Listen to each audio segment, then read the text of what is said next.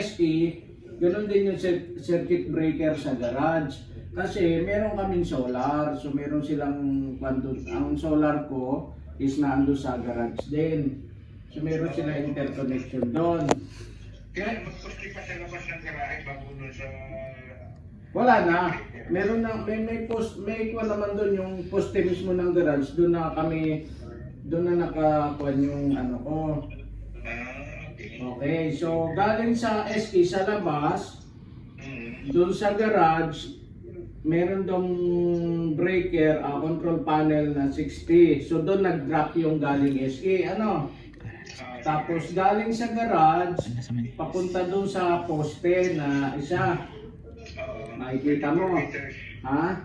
24 meters, tama.